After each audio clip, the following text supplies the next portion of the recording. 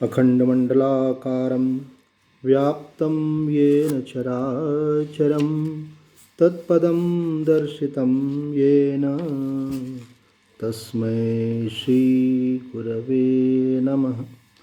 भवतापप्रणाशिन्ये आनन्दघनमूर्तये ज्ञानभक्तिप्रदायिन्ये मातस्तुभ्यं नमो नमः। संक्षिप्त योग वशिष्ठ निर्वाण प्रकरण उत्तरार्ध सर्ग 43। आज का विषय है जगत की असारता का निरूपण करके तत्वज्ञान से उसके विनाश का वर्णन। श्री वशिष्ठ जी कहते हैं, रघुवीर, जो अज्ञान रूपी ज्वर से मुक्त हो गया है और जिसका आत्मज्ञान प्राप्ति से शांत हो गया है, उसका यही लक्षण है, उसे फिर भोग रूपी जल रुचिकर नहीं लगता।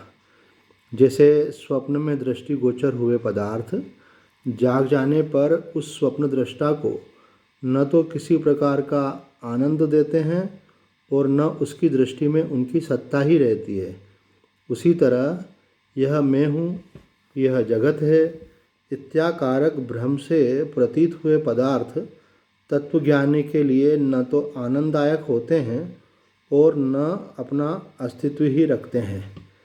जैसे विभ्रम स्वरूप यक्षनगर वास्तव में मिथ्या है, वैसे ही अहंता और जगत भ्रम रूप ही है। वस्तुतः तो वे मिथ्या ही हैं। जैसे आवरण शून्य होने के कारण विभ्रम रूपी यक्ष जंगल में प्रतीत होते हैं, वैसे ही ये 14 भुवन भी प्रतीत होते हैं। सत्ता की उत्पत्ति से शून्य यह विस्तृत दृश्य प्रपंच दृष्टा के संकल्प से होने वाला और होने से दृष्टा का स्वरूप ही है अथवा कुछ भी नहीं है, क्योंकि परमार्थ चिद्रूप सत क्या कहीं तुच्छ दृश्य रूप से स्थापित किया जा सकता है? अर्थात कदापि नहीं। जैसे वसंत ऋतु का रस प्रवाह वृक्ष और लताओं के रूप में दृष्टिगोचर होता है, वैसे ही अपने स्वरूप मात्र से परिपूर्ण कर देने वाली आत्मचेतना ही सृष्टि के रूप में परिणत हुई है। महत्व की बात यह है कि व्यक्ति स्वयं की स्थिति का आकलन करे कि भाई मैं उस तत्व को उपलब्ध हुआ हूँ अथवा एक अवस्था विशेष में हूँ। तो यहाँ कहते हैं कि भाई जिसको तत्व ज्ञान हो गया है, जिसको आत्म शांति प्राप्त हो गई है, तो बोले फिर उसका लक्षण ये है कि उसको भोगों में रुचि नहीं रहती है। और उसका लॉजिक दिया है कि जैसे जो पदार्थ स्वप्न में दिखते हैं स्वप्न दृष्टा को, वो जागने के बाद फिर उसमें कोई उसकी रुचि नहीं रह जाती, क्योंकि उसकी कोई सत्ता ही महसूस नहीं होती है। उसी प्रकार से ज्ञान होने के बाद में जगत की सत्ता नहीं रहने से उसमें उसका अस्तित्व नहीं रहता, तो उसमें फिर आनंददायकता की भ्रांति होना ये संभव ही नहीं है। दूसरी बात कही है यहाँ पर कि ये जो दृष्टा है यही दृश्य रूप से प्रकट होकर के अनुभव हो रहा है। ये दृश्य जो है दृष्टा से भिन्न नहीं है, दृष्टा का ही स्वरूप है। सत्ता की उत्पत्ति से शून्य विस्तृत दृश्य प्रपंच दृष्टा के संकल्प से होने से दृष्टा का स्वरूप ही है, और अथवा तो ये कुछ भी नहीं है। आगे कहते हैं, यह जो जगत का आभास है वह विशुद्ध चिन्ह मात्र का आभास रूप ही है, फिर इसमें एकत्व और द्वित्व की कल्पना कैसे हो सकती है? सज्जनों, तुम लोग चिन्मय आकाश रूप हो जाओ, परम रस निरतिशयानंद का पान करो और निर्वाणानंद स्वरूप नंदन वन में निशंक होकर निवास करो। अरे भ्रांत बुद्धि मनुष्यों, तुम लोग संसार रूपी कानन की इन अत्यंत शून्य मरुस्थलियों में मृग मरीचिका के पीछे भ्रांत हुए हिरणों की तरह क्यों भटक रहे हो? तुम लोगों की बुद्धि त्रिलोकी रूपी मृग तृष्णा के जल की चकाचौंध में पड़कर अंधी हो गई है और तुम्हारे हृदय को आशा ने व्याप्त कर लिया है। अतः तुम लोग व्यग्र होकर तृष्णा के पीछे मत दौड़ो। बाह्य और आंतरिक भोग रूपी मृग तृष्णा के जल का पान कर लेने वाले हिरण रूपी जीवों, तुम लोग व्यर्थ ही परिश्रम करके अपनी आयु मत गवाओ। यह जगत गंधर्व नगर के समान है। इसमें विवेक का अपहरण करने वाले महान अहंकार से युक्त होकर तुम लोग अपना विनाश मत करो। इन सुख स्वरूप दिखने वाले सांसारिक विषय भोगों को दुख रूप ही समझो। मनुष्यों, ये मानव देह वायु के झोंकों से चंचल हुई पीपल वृक्ष की ऊपरी शाखा के पत्तों पर स्थित ओस के बूंदों के सदृश क्षणभंगुर है। अतः तुम लोग इन अंधकार पूर्ण गर्भशय्याओं पर शयन मत करो। आदि अंतरहित पारमार्थिक ब्रह्म भाव में लगातार शांत भाव से स्थित रहो। दृष्टा दृश्य आदि विरुद्ध स्वभाव रूपी दोषों से अपना पतन मत कर डालो।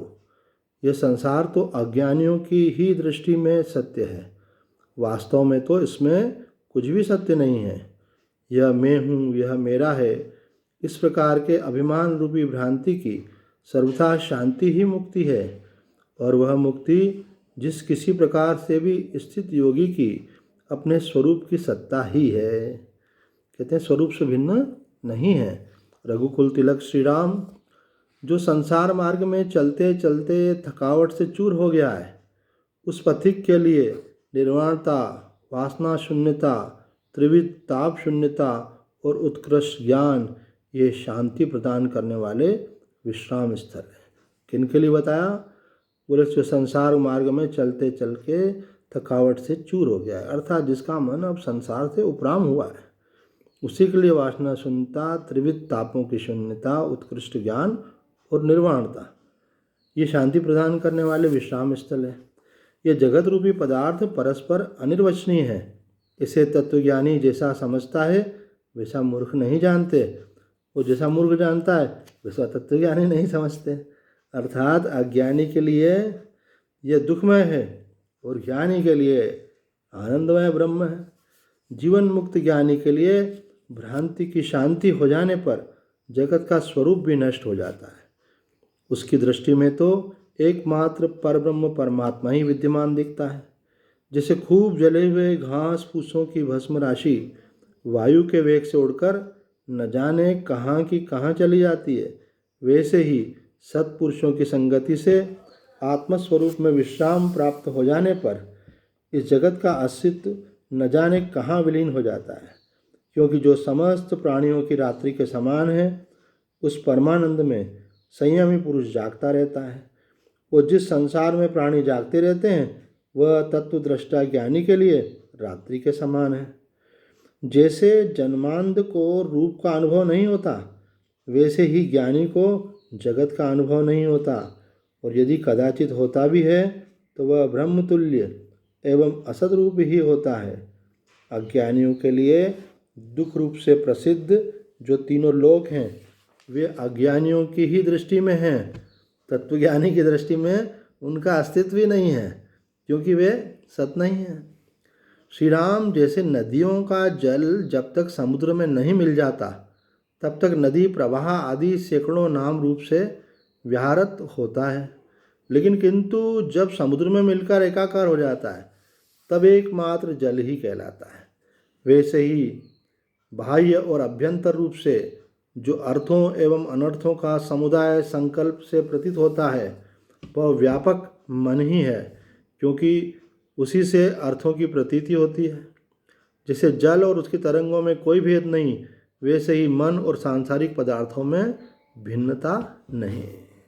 अब देखो ना, आप रात्रि को सो जाते हैं, मन लीन हो जाता है तो संसार कहाँ रहता है?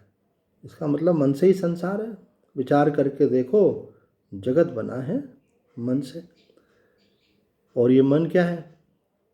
बोले ये मन उस चैतन्य की एक तरंग है, उसी में कल्पित है। जैसे जल में तरंग होती है, जैसे तरंग जल में लीन हो जाती है तो जल हो जाती है, नदियाँ समुद्र में लीन हो जाती तो वो केवल समुद्र अर्थात जल ही रह जाती हैं। उसी प्रकार से एक ब्रह्म ही है। संसार के सभी पदार्थ संकल्प रूप ही हैं, इसलिए विवेकी पुरुष उनकी कामना नहीं करते। मन भी संकल्प रूप है। इसी तरह सम्यक ज्ञान हो जाने से मन और पदार्थ दोनों की ही शांति हो जाती है। जैसे मिट्टी की मूर्ति में कोई पुरुष अज्ञानवश शत्रुता की कल्पना कर लेता है, किंतु जो ही विवेक से उसे ज्ञात होता है कि यह मिट्टी है, त्यों ही उसकी शत्रुता और भय दोनों उस मूर्ति से निकल जाते हैं। वैसे ही ज्ञानी ये अर्थ और मन दोनों ही स्वतः नष्ट हो जाते हैं, है ना। मन के द्वारा जो भाव किए हुए हैं उनको अर्थ रूप से ग्रहण करें, तो मन में जो विचार हैं और उनके अर्थ रूप से जो जगत दिखाई दे रहा है, बोले ये दोनों ही अज्ञानी के लिए, ज्ञानी के लिए नष्ट हो जाते हैं। जैसे पास ही सोए हुए पुरुष का स्वप्न और डरपोक बच्चे के सामने दिखने वाले पिशाच असत हैं, उसी तरह प्रारब्धानुसार प्राप्त होने वाले सुख दुखादि भोगों का साधनभूत जगत, संसार काल, देवकृत जन्मादि विकार, उसका भोक्ता अज्ञानी और अज्ञानी के शब्दाधिक विषय, ये सभी असत हैं। और धीर वीर पुरुष की दृष्टि में पिशाच बुद्धि का अस्तित्व नहीं रहता। वैसे ही ज्ञानी की दृष्टि में अज्ञानी के जगत की सत्ता नहीं रहती। अज्ञानी तो चिरकाल तक ज्ञानी को भी अज्ञ ही समझता है। अज्ञानी जो है, जो होता है, वो तो ज्ञानी को भी अज्ञानी समझता है। जहाँ खड़ा है वहीं से आदमी सोचता है, और उसको बाकी लोग भी अपनी तरह दिखते हैं कि जैसे मैं एक व्यक्ति हूँ, वो संसार मुझसे अलग है, भगवान अलग है। वो ज्ञानी के लिए भी सोचते हैं भाई ये भी एक व्यक्ति है, संसार में रहते हैं, वो परमात्मा ने इनकी भी सृष्टि की हुई है।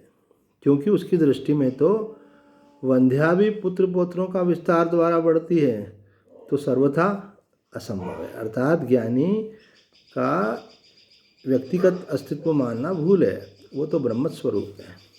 रामभद्र, यह संसार तो मन से ही उत्पन्न होता है और परमात्मा ज्ञान से शांत हो जाता है, परंतु मनुष्य सीपी में चांदी के भ्रम की भांति संसार भ्रम में पड़कर व्यर्थ ही कष्ट उठाता है। संसार के अभाव और परब्रह्म परमात्मा के वास्तविक स्वरूप को यथार्थ ज्ञान लेना ही ज्ञान है। निर्वाण से भिन्न अहम इत्याकारक भ्रमरूप जो सत्ता है, वह तो दुख का ही कारण है। इस अहंकार का स्वरूप मृग तृष्णा के जल के सदृश असत एवं शून्य है। ऐसा ब्रह्म ज्ञान हो जाने पर अहंकार पूर्णतया शांत हो जाता है। बोधस्वरूप ब्रह्म तत्व का ज्ञान न होने से यह अज्ञानी जीवात्मा देश काल आदि सामग्री के बिना ही जगत रूपता को प्राप्त हुआ है। वस्तुतः तो यह परमात्मा ही है। यद्यपि शुद्ध चिदात्मा में अज्ञान आदि किसी का होना संभव नहीं है, तथापि अज्ञान अवस्था में एक दूसरे के बोधन के लिए उसमें उसकी कल्पना कर ली जाती है। अतः तत्वज्ञान के द्वारा मूल ज्ञान का उपशम हो जाने पर जब मनुष्यों का अभिमान नष्ट हो जाता है, तब वे स्वस्वरूप परमात्मा में लीन हो जाते हैं। उन्हें निरतिशय आनंद की प्राप्ति हो जाती है, जिससे वे शांत एवं विक्षेप रहित होकर निरंतर सच्चिदानंद घन परमात्मा में ही समाधिस्थ रहते हैं। आज इतना ही। ओम पूर्णमद पूर्णमिदं पूर्णात् पूर्णमुदच्यते पूर्णस्य पूर्णमादाय पूर्णमेवावशिष्यते। ओम शांति शांति शांति।